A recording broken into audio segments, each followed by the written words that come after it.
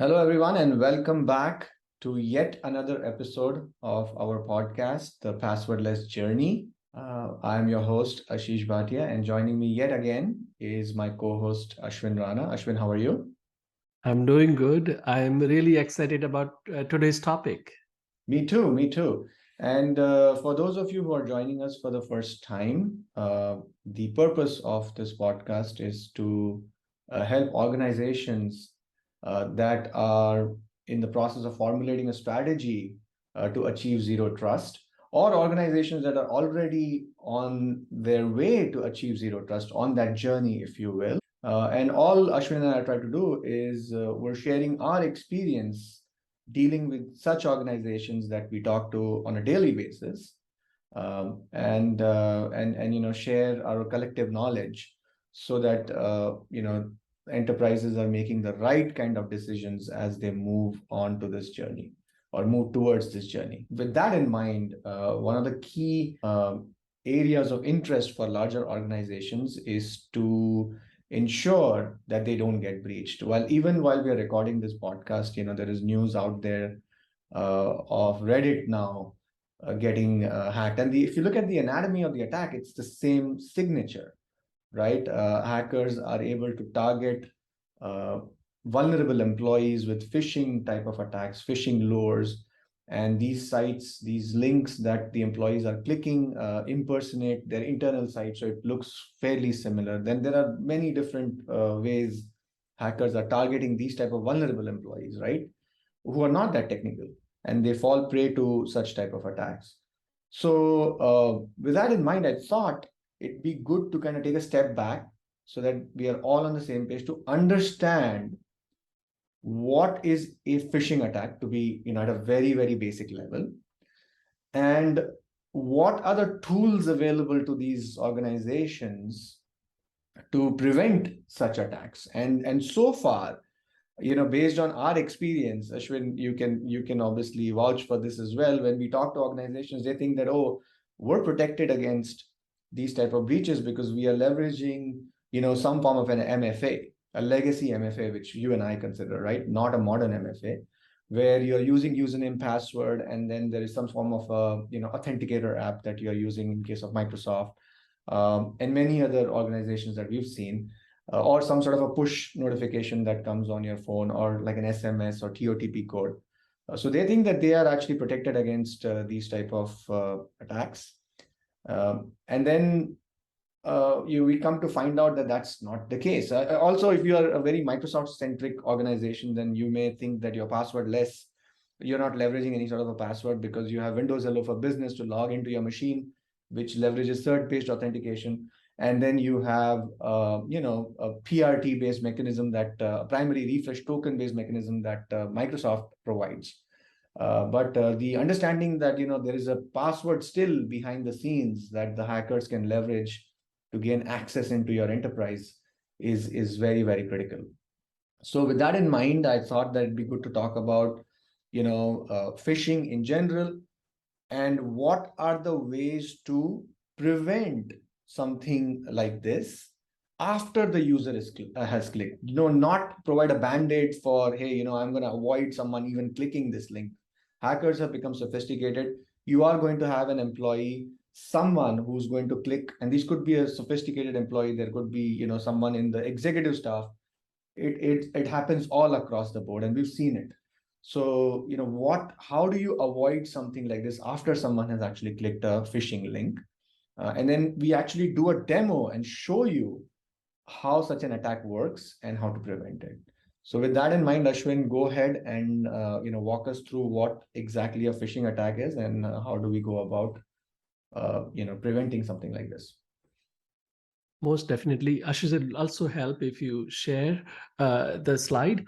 But I can tell you, of course, I'm excited about sharing how what is phishing and how we can avoid that. But I'm really excited about the demo you are going to do, because that just puts things black and white for all our viewers. Yeah, So with that in mind. and that is going to be the key to this podcast, right? We're just not gonna present a whole bunch of slides. We want to be very, very specific. this is what a phishing attack is, and this is how it looks like. So we're definitely going to do the demo, show you how to, it's not a good thing for you to conduct it, but you can easily set it up in your lab and test it out yourself and see what mechanisms have been proposed by the federal government, for instance, to prevent against something like this. So, Ashwin, I'm sharing the screen. You can go ahead and take over. Yes. So maybe we can start by talking about what is phishing, right? So phishing is a way by which an attacker convinces your employee or user to share their credentials or some sensitive data to an imposter site. That's a more formal definition of the phishing. But essentially, through some of the mechanism we will talk about, the credentials are shared with imposter site. Attackers have the access, and now they can do whatever that employee can do. So now let's look at what are the different type of phishing attack, right? So of course there's a spear phishing that targets specific individuals within an organization. And nowadays there is so much information available out there for those users on a professional site like LinkedIn, or sometime even personal site like Facebook or others, where the attackers do study on that person, and then they are able to come up with a customized attack for that user, which is very convincing, and the users, even the more sophisticated user, as you pointed out, will fall for this.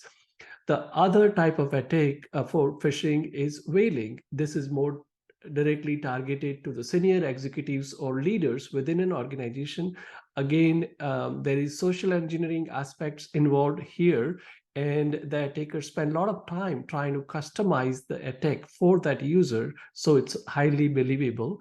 And as you discussed early on, it's not a question of when it's bound to happen. It just, if it's bound to happen, it's when it will happen. So the organizations need to be ready for those phishing attack. Mm-hmm. Yeah. And so, like, what are the different methods attackers are using to deliver this attack vector, right?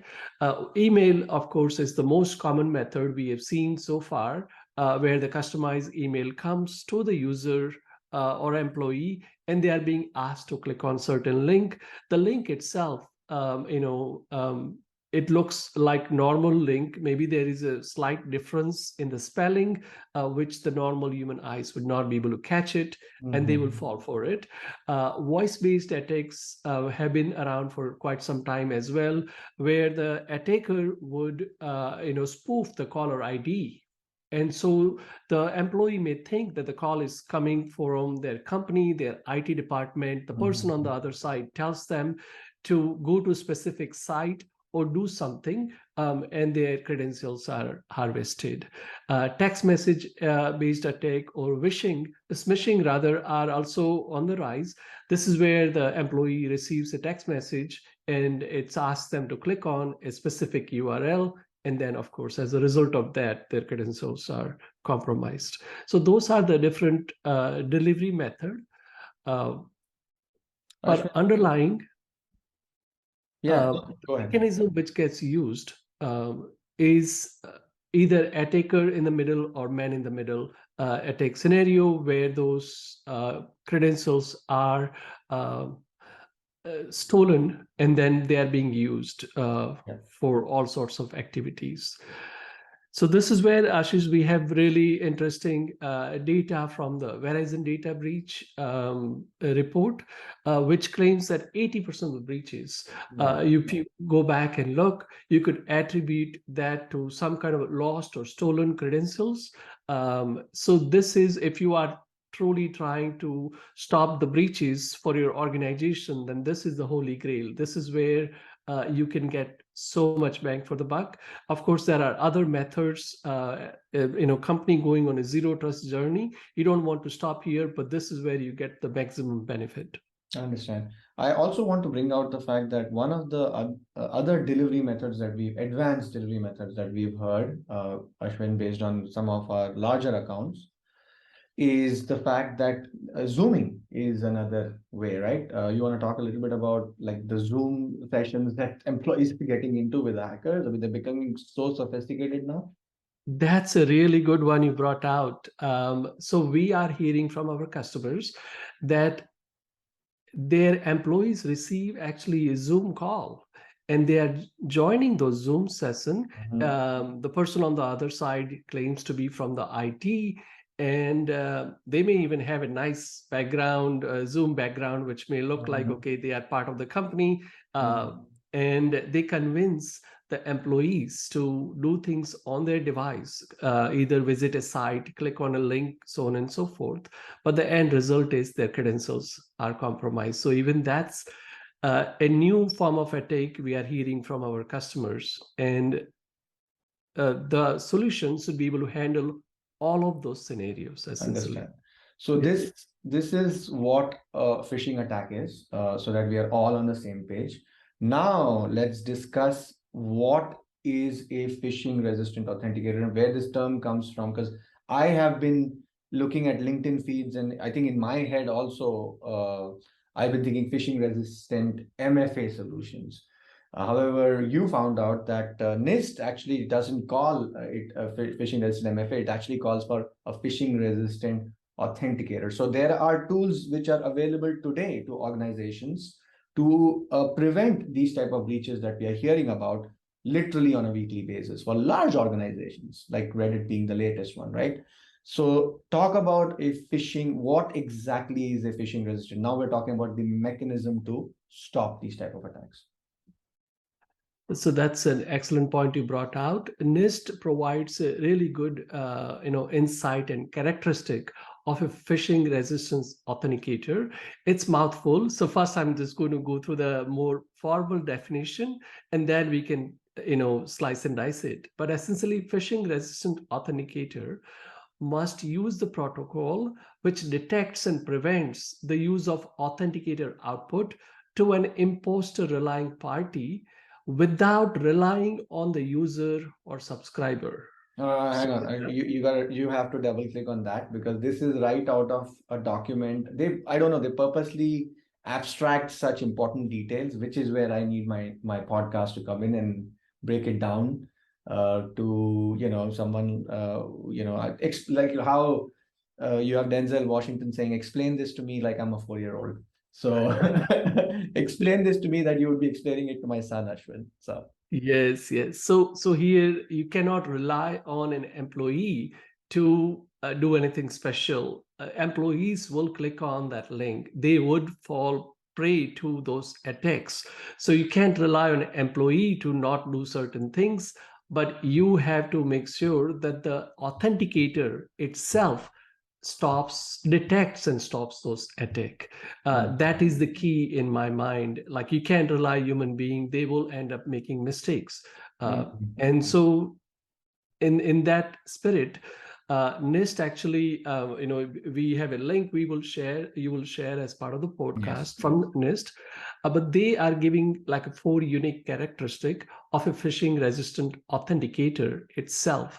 And the phishing resistance authenticator, of course, will then help prevent those attack scenarios. So the first one is prevent the use of authenticator with impersonated websites. So the site which are trying to act like they are your Microsoft SSO site or Okta SSO site, stop uses of that. The way you do that is by doing the domain check. When the authentication request comes to the phishing resistant authenticator, it's to do the domain check and make sure it's coming from a valid domain before proceeding further.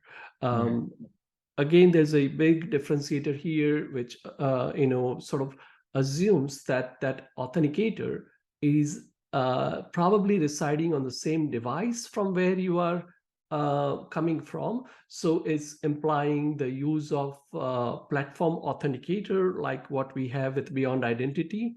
Anytime you have an authenticator which is not part of the main device, then that stays on the side and you could always bypass that. So what you're talking about is a platform authenticator in the form of a software that resides on the same device, versus you leveraging an external hardware like YubiKey, which has a private key that the user kind of authenticates themselves to. So they're authenticating using a YubiKey. They don't know anything about the device at that point. Yeah, I would say that, FIDO Authenticator in general, or YubiKey or Beyond Identity, they are all, will be considered platform authenticator, because at least even YubiKey connects to the same device from where you are trying to log in, versus, Microsoft Authenticator, which is on your mobile, and that's not part of the path, so it can't really help you with detecting and protecting. Yeah, and So I want to bring out the fact that there's always this confusion in people's mind, and we've seen this many times. It's a myth that, hey, if there's a man in the middle attack, that means that you are interacting with this site which is proxying it to a legitimate site. You put in your username password, so they're able to grab your username password. But since you have an authenticator on a separate device, that is not in the path of the man in the middle attack. How do you go about breaking that? And I want to show that exact scenario, that how even the attacks have become so sophisticated, they can actually capture the tokens from even those type of MFA mechanisms. Exactly. Go ahead and let's move on to point number 2. I mean, NIST has been very, very specific. That's pretty awesome on exactly how to prevent such an attack. Yeah. So the second, expectation or guidelines from NIST for the phishing resistance authenticator is that it should detect attacker in the middle and prevent capturing the authentication data. You do that by digitally signing the authentication data and messages. Of course, Beyond Identity Authenticator, we have implemented those points as well, and hopefully you'll be able to demo that as we go forward. The third one is eliminate the use of user typing any credentials. So this is essentially telling you to use cryptographic keys for authentication and guard those keys by biometrics or local PIN. So you have to go passwordless. The minute you expect the user to enter password, of course, then your authenticator would not be phishing resistant. Understand. So that's a very important point. And then prevent any replay attacks using captured data. And the way you achieve that is by digitally signing and putting a timestamp on that authentication data, or OIDC jot or SAML assertion, so that it's only valid for a certain period of time. So those are the characteristic of a phishing resistant authenticator. Again, keep in mind today's scope is only we are talking about phishing resistant authenticator. Now the zero trust journey requires even a lot more than that, but we'll and you have covered that as part of maybe other blog we have done. But it'll be good if you summarize that towards the end, that apart from doing the phishing resistance authenticator, what other steps Beyond Identity is taking to secure the authentication? Understand. I think in the spirit that you talked about phishing and talked about the phishing resistant authenticator, that's how I want to line up my demo. So first, what I want to do is demonstrate a phishing attack, and then demonstrate how to prevent, how does a phishing resistant authenticator look like, and how it prevents using the principles that have been laid out by NIST. So let's get going with that. So, all right, moving on to our demo.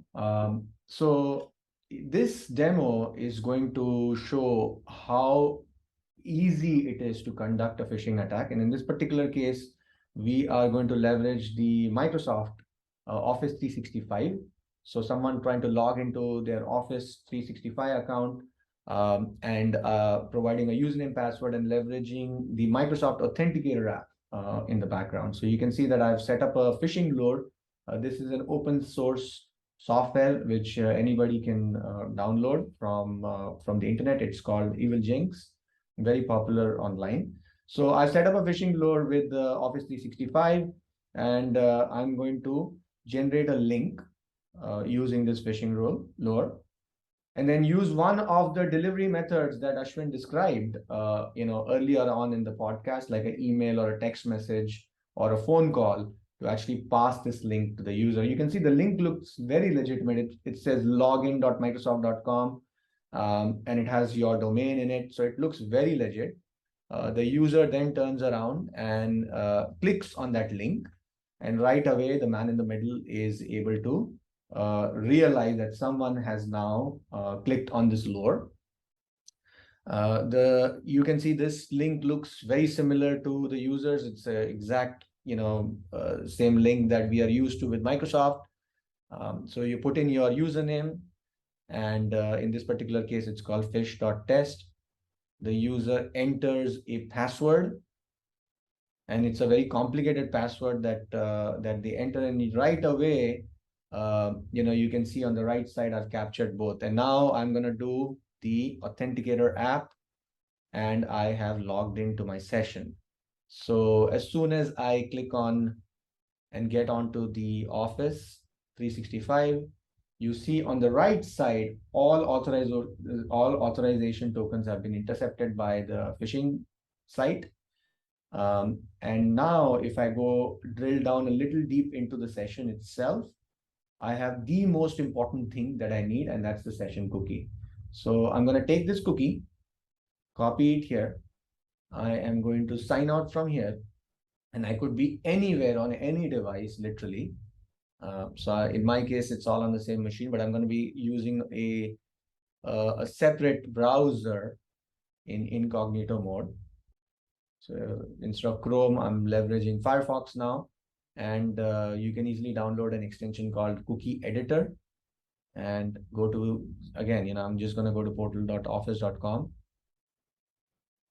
And again, there's no credentials here, nothing. And just use the cookie editor to import the cookies that I just grabbed from your session. And I have all the authentication data right here, and I'm just going to refresh the screen, and I have access to your Office 365. It is as simple as that to conduct this type of a phishing attack. And this is the most common type of attack that we are seeing.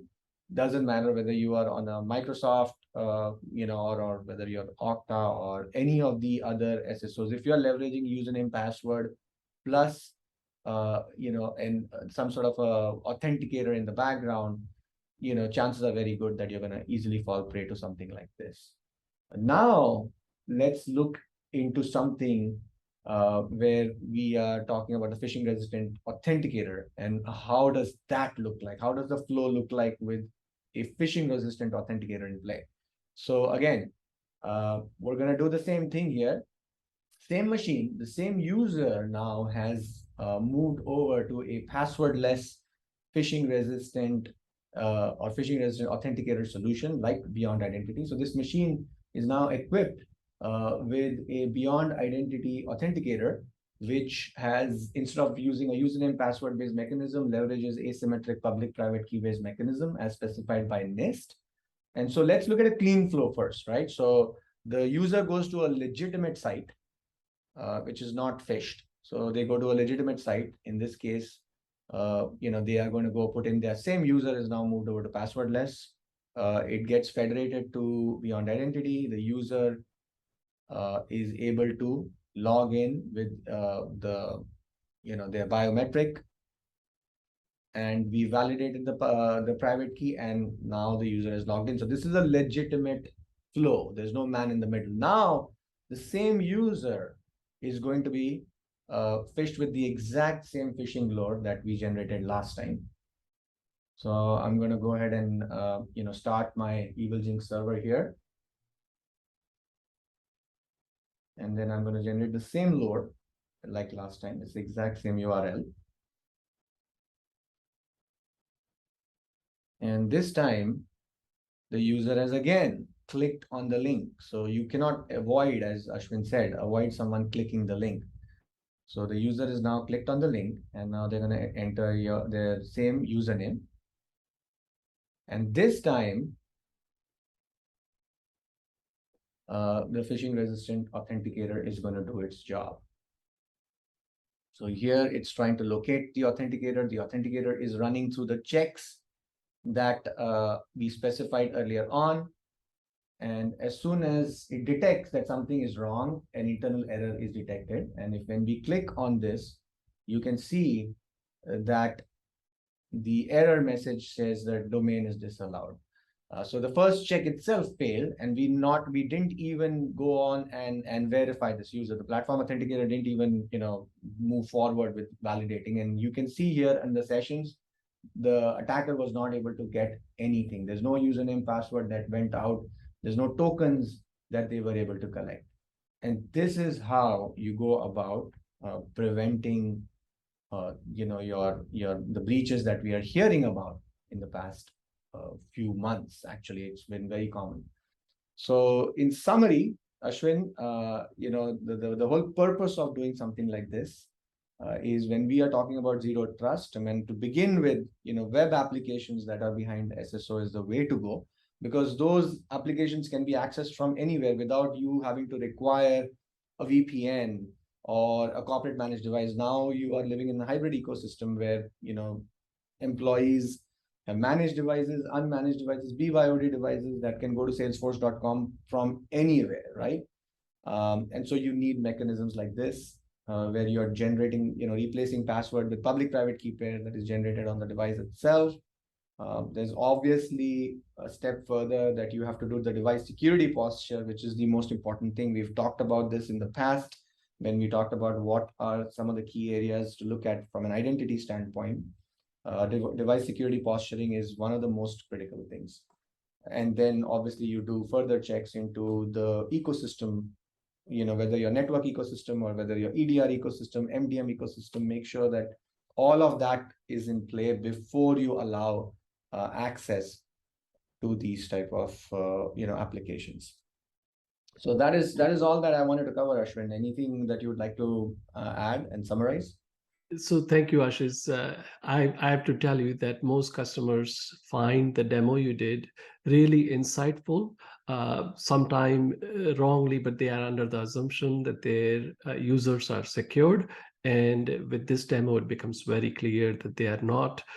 So thank you for that. And of course, as you pointed out, this is just the beginning. Phishing resistance authenticator is the bedrock. It's the fundamental. We're building on top of that, doing the device security posture check, doing continuous authentication, integration with your SASE solution, your endpoint security solution, and terminating those devices the minute their posture goes down. Yes.